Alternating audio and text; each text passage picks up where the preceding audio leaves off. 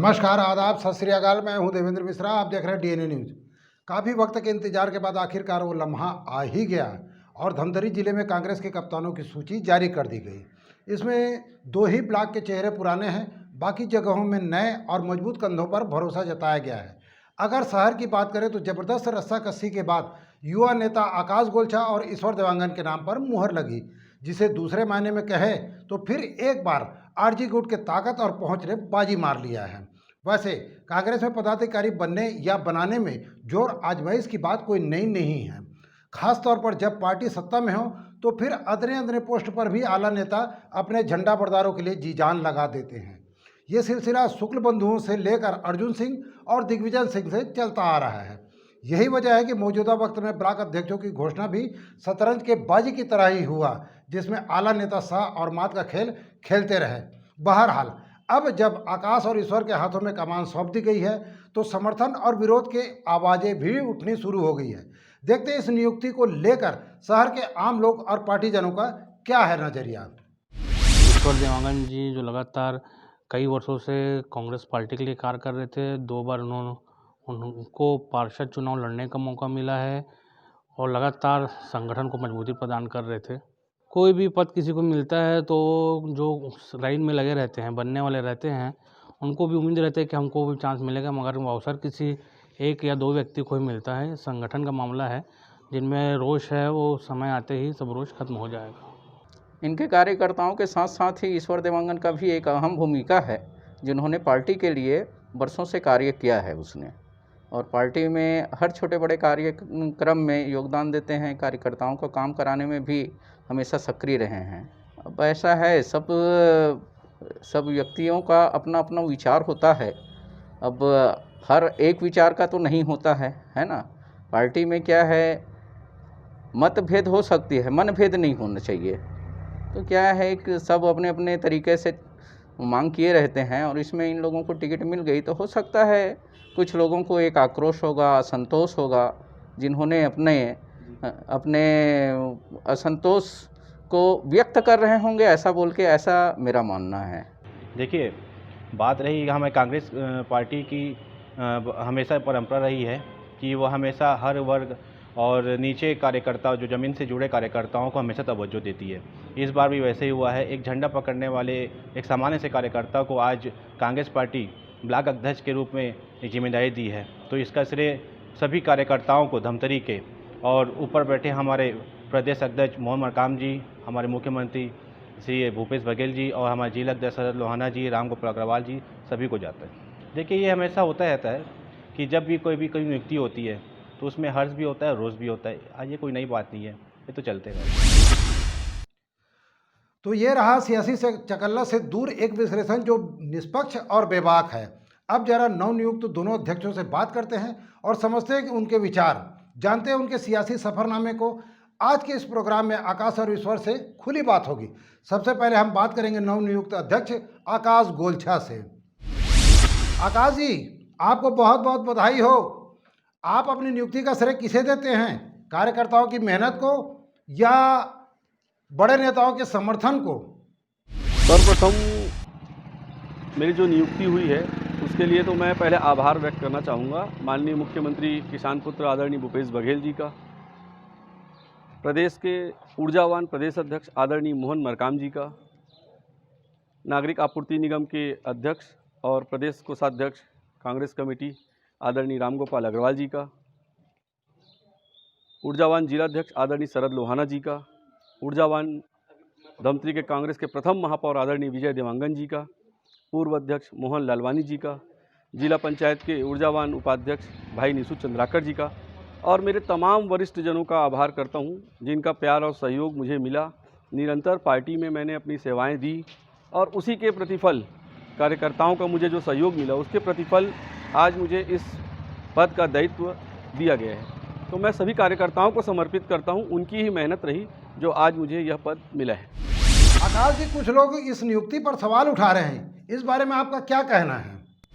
मुझे ऐसा कहीं नज़र नहीं आता है। सारे कार्यकर्ताओं और सारे बड़े नेताओं का आशीर्वाद तो मुझे लगभग प्रारंभ से ही मिलता रहा है। जब से मैं जुड़ा हूं पार्टी से, मुझे प्यार और स्नेह मिलता रहा है और ऐसा मुझे कहीं आक्रोश तो नज़र नहीं आता। फिर भी थोड़ा बहुत यदि किसी के मन में है, महत्वाकांक्षा सबके मन में होती है, पद एक को मिलता है, सबको साथ लेकर चलना है। जो भी होगा मैं सबसे बैठकर बात करूंगा और मुझे विश्वास है सभी का स्नेह मुझे मिलेगा। एक बात धमतरी की जनता और डीएनए के दर्शक जानना चाहेंगे कि गुटबाजी जिससे कांग्रेस बहुत समय से पीड़ित रही है, इसको दूर करने के लिए आपकी तरफ से क्या कोशिश होगी और आने वाले दिनों में ब्लॉक कांग्रेस के कार्यक्रम क्या क्या होंगे? पार्टी जितनी बड़ी होगी उतना थोड़ा बहुत तो शोरगुल होता ही है, लेकिन गुटबाजी जैसी कोई चीज़ मुझे नज़र नहीं आती है। परंतु फिर भी थोड़ा बहुत जो असमंजस दिखता है, निश्चित रूप से युवाओं के हाथ में बागडोर सौंपने का जो एक मिशन माननीय मुख्यमंत्री जी और प्रदेश अध्यक्ष जी ने चलाया है, हम उस पर कार्य करेंगे। और युवा होने के नाते हम समस्त युवाओं को तो जोड़ेंगे ही, साथ ही वरिष्ठ नेताओं के मार्गदर्शन में काम करेंगे, ताकि आने वाले समय में कांग्रेस और अच्छी स्थिति में धमतरी में आपको दिखेगी।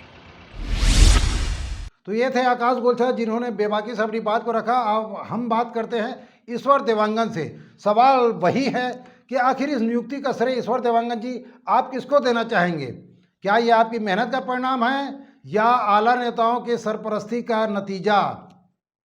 सबसे पहले मैं आप सभी का, पत्रकार बंधुओं का नमस्कार करता हूं और सभी को मैं आभार व्यक्त करता हूं कि मेरे जो नियुक्ति पर आप सभी मीडिया भाइयों ने मुझको, मेरे साथियों ने मुझको नियुक्ति पर ढेर सारी शुभकामनाएं दी। उसके लिए आप सबका आभार।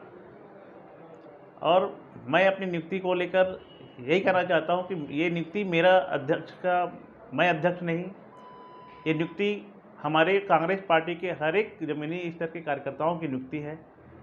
बस उसका एक मुखिया बना दिया गया है कि मेरे मार्गदर्शन में यह शहर कांग्रेस कमेटी का संचालित होगा। लेकिन मैं कभी अपने आप को अध्यक्ष के रूप में अपने अहम का वो नहीं करूँगा, लेकर नहीं चलूँगा। मैं सभी कार्यकर्ताओं का मान सम्मान रखने के लिए यह प्रमुख पद स्वीकार किया। जी हाँ, कुछ लोग तो आपकी इस नियुक्ति पर सवाल उठा रहे हैं। इस बारे में आपकी क्या दलील है? देखिए, माननीय मुख्यमंत्री भूपेश बघेल जी, हमारे संगठन के मुखिया आदरणीय मोहन मरकाम जी, आदरणीय रामगोपाल जी अग्रवाल जी, जिलाध्यक्ष शरद लोहाना जी के द्वारा यह नियुक्ति सभी वरिष्ठ जनों को सहमति से यह नियुक्ति कराया गया है और सभी को हम संतुष्ट कर सकें, ऐसी किसी में नहीं है, क्षमता नहीं हो पाता। अच्छा, ये बताइए कि कांग्रेस खासे समय से गुटबाजी से परेशान रही है और धमतरी भी इससे अछूता नहीं है, तो आपके कार्यकाल में गुटबाजी को दूर करने के लिए क्या क्या कोशिश होगी और कौन से ऐसे प्रोग्राम होंगे जिससे ब्लॉक कांग्रेस को आप मजबूत बना सकते हैं? देखिए, मुझको नहीं लगता कि हमारे धमतरी में किसी प्रकार की गुटबाजी है। हम सभी कांग्रेस छाप पर काम करते हैं, हम सभी कांग्रेसी हैं और मुझको ये नहीं लगता कि हमारे धमतरी में गुटबाजी है। पूर्व में हमारे ब्लॉक अध्यक्षों के द्वारा, जिला कांग्रेस कमेटी के द्वारा हमारे महापुरुषों की जयंती पुण्यतिथि का आयोजन किया जाता रहा है। साथ ही केंद्र सरकार या विपक्ष की सरकार के द्वारा जो भी जनहित मुद्दों को लेकर हम लोग पूर्व के अध्यक्ष के लोग धरना प्रदर्शन या आयोजन किए जो भी करते हैं, ये मेरी प्राथमिकता रहेगी कि छोटे से छोटे कार्यकर्ताओं की, छोटे से छोटे आम नागरिकों की समस्याओं को, मूलभूत समस्याओं को, मूलभूत सुविधाओं के दिलाने की कोशिश करूं, यही मेरी प्राथमिकता रहेगी। तो ये थे शहर कांग्रेस के नवनियुक्त कप्तान, जो गुटबाजी से परे हटकर पार्टी की मजबूती के लिए समर्पित होने की बात कह रहे हैं। जी हाँ, ईश्वर और आकाश की बातों को अगर 4 लाइनों में बयां करें तो शायद यही होगा कि वक्त पर शबनम को आग कर देंगे, रस्सी को समय पर नाक कर देंगे, लोग लाख लगाते रहे दाग दामन पर, हम उसे अपने कामों से बेदाग कर देंगे।